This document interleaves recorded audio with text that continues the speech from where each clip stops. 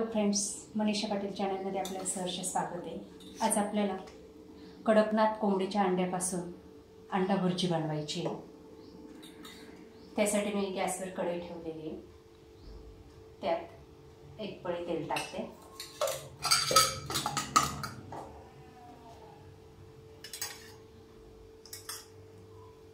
या ठिकाणी लाल चटणी, मीठ, जिरं, हळद, 2 अंड्यांची चटणी आपल्याला बनवायची आहे। त्यासाठी जिरं मी तेलात टाकते।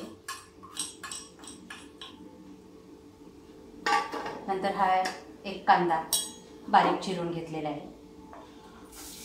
तो टाकायचा।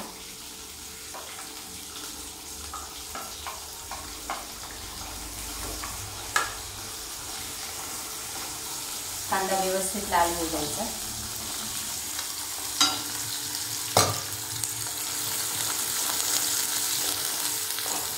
कांदा लाल होईपर्यंत आपण इकडं हे जे काही अंडे आहे ते फोडून घ्यायचे। ते थोडं कडक असतं आणि त्याचा कलरही वरती डार्क असतो। इतर आपले अंडे हे पांढरे असतात, पण खायला ह्या अंड्यांचे जास्त फायदे असतात।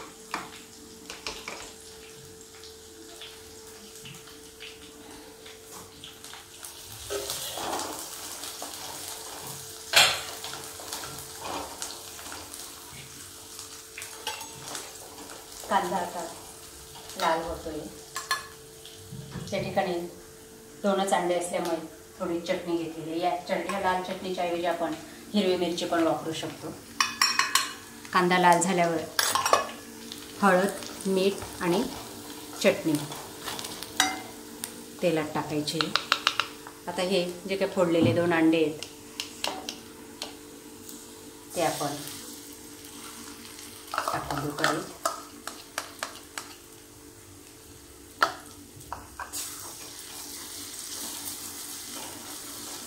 आणि हलवारपणे त्याला हलवायचे, परतून घ्यायचे, म्हणजे ते अंड व्यवस्थित शिजेल। अतिशय झटपट अशी 5 मिनिटांमध्ये ही चटणी तयार होत असते। त्याच्यातच कोथिंबीर आहे बारीक चिरलेली, धुतलेली, तीही आपण त्याच्यात टाकून देऊ।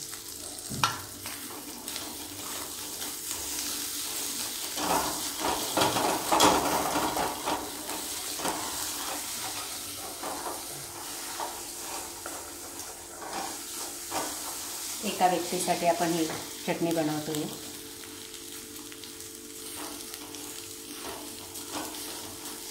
आता थोडं गॅस कमी करायचा, म्हणजे खाली लागणार नाही। ही अंडा भुर्जी जास्त हलवायची नाही, हलवली तर ती बारीक बारीक होऊन जाते।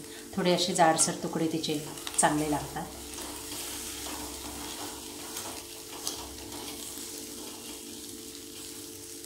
आपली ही चटणी तयार झालेली आहे। तिच्यावर आपण 1 मिनिट वाफेवर तिला शिजू द्यायचं आहे।